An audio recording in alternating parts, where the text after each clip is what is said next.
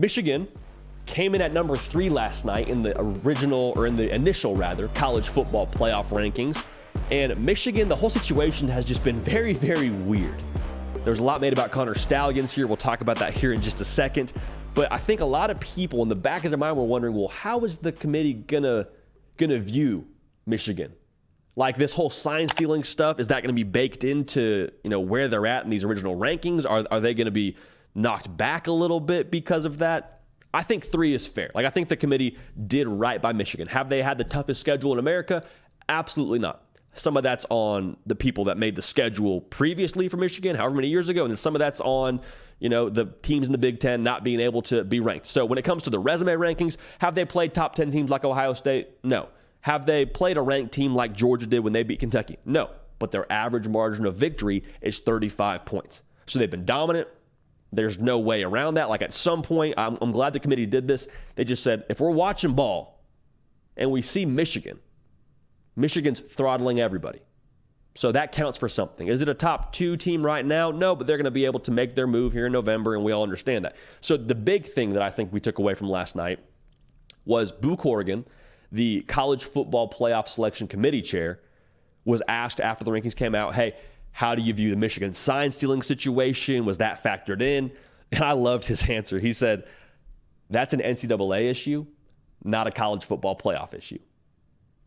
Mic drop. Essentially what he's telling me is play ball. We don't really care.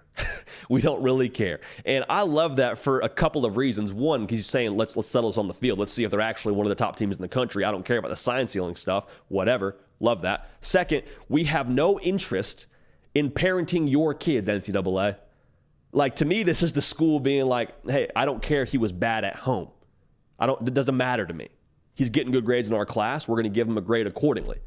That's kind of the whole conversation that I think about when it comes to the NCAA and the college football playoff. College football playoff is saying, NCAA, you parent your kids, we're going to worry about what they do in the classroom. We're going to worry about what they do on the field, and we'll go forward from there. And I think that's exactly the right way to approach it, because if the college football playoff committee were to dock Michigan based on this whole sign-stealing fiasco, I'd have an issue with that for a couple of reasons. The first of which being, I think the blame that the people would like to pass is on Jim Harbaugh. And if all of this ends up being true and there's consequences, Jim Harbaugh's probably the guy that you should punish because he's responsible for his football team. It is what it is. But I think if they were to punish Michigan in the rankings, it would be a punishment on Jim Harbaugh to a degree, but even more so on this team specifically.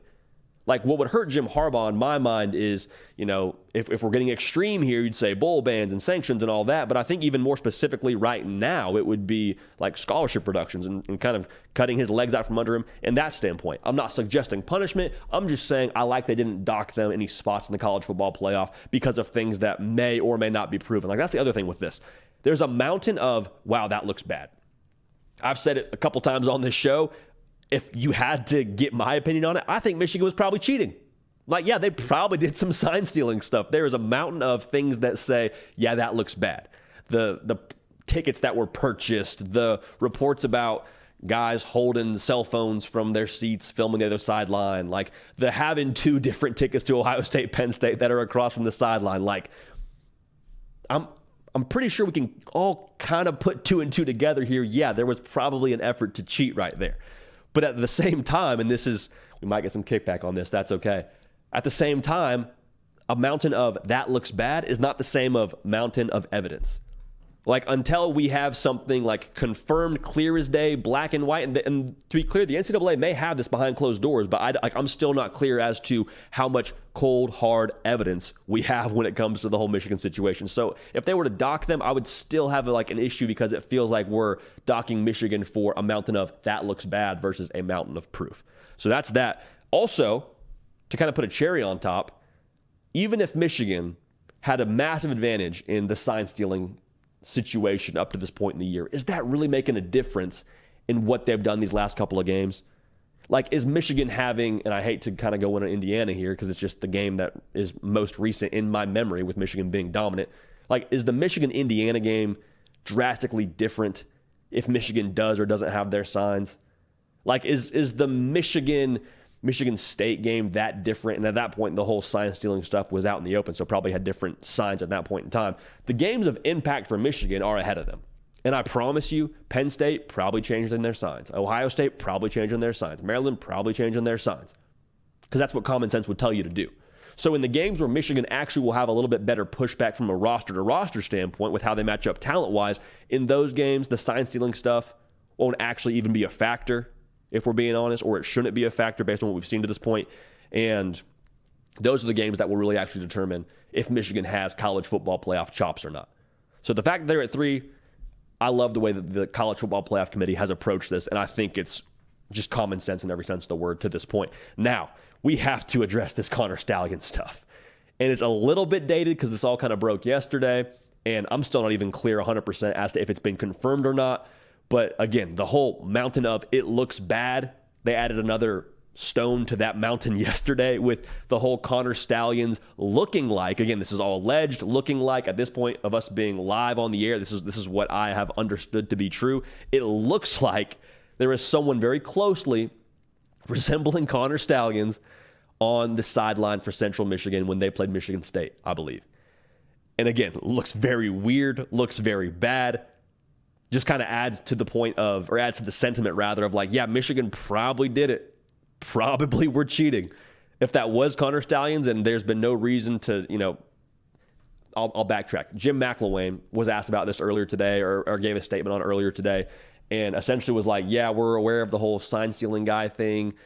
We didn't know who he was. Basically, like, again, pointing to the fact that, yeah, that's probably Connor Stalions. That's probably Michigan, probably like against the rules. At the end of the day, probably against the rules. Adds more to the fact that it's probably against the rules when it comes to what Michigan was doing. So the first thought I had 2 reactions to this.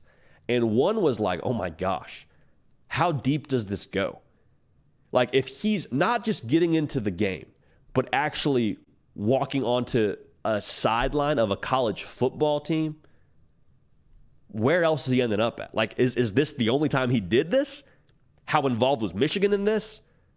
A lot of questions, a lot of things that I'm quite frankly not super in the know to speak on because those are things that are going on behind closed doors and I hope we get more information on it because that's just wild. So one, how deep does this go? The second, this guy's a psycho. Like, this guy is out of his mind, and there's a part of it where you're like, wow, that's, like I just said, that's crazy. I don't know if we really should be endorsing that. And the other side of you, I mean, if you're a Michigan fan, you're like, kind of appreciate it. Kind of respect the fact that my dude is like, no, I couldn't see well enough from the bleachers. I need to be on the sideline. I need to be in full team issued attire, hat on, Ray-Bans on, sunglasses, kind of incognito, looking the part to get the signs.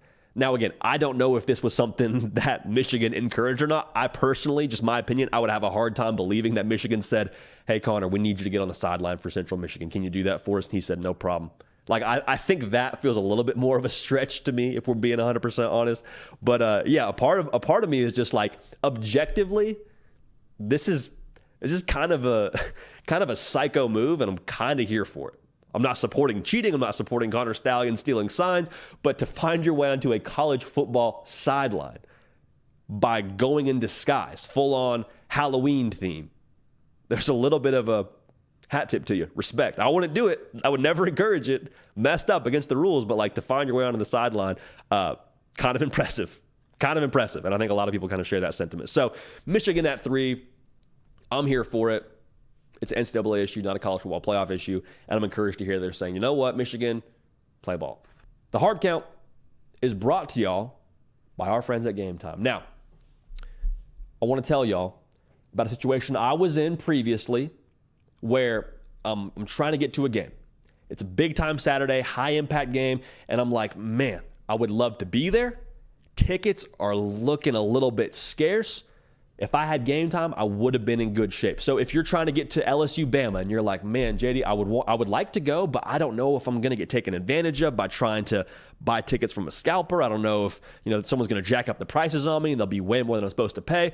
Game Time is going to make sure you have tickets to the biggest event, fast, easy way to buy tickets for all sports, music, comedy, and theater events near you with killer last-minute deals.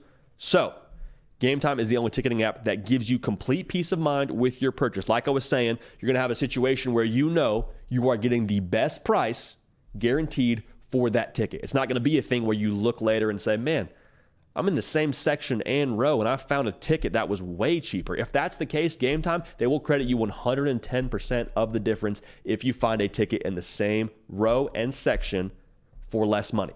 So that's a game changer. They're obsessed with finding ways to help you save money. They also do a phenomenal job in letting you know what kind of ticket you're getting in advance. It's not going to be a situation where you walk in, find your seat, sit down, wouldn't you know it, you're right behind the scoreboard. You can't see any of the game. Not the case. You can know before you buy, see the view from the seat, and you're in good shape. So here's what I need y'all to do. We're going to take the guesswork together out of buying tickets with GameTime. Download the GameTime app, create an account. Crucial third step here. Use code HARDCOUNT for $20 off your first purchase. Now, $20, that adds up pretty quick now.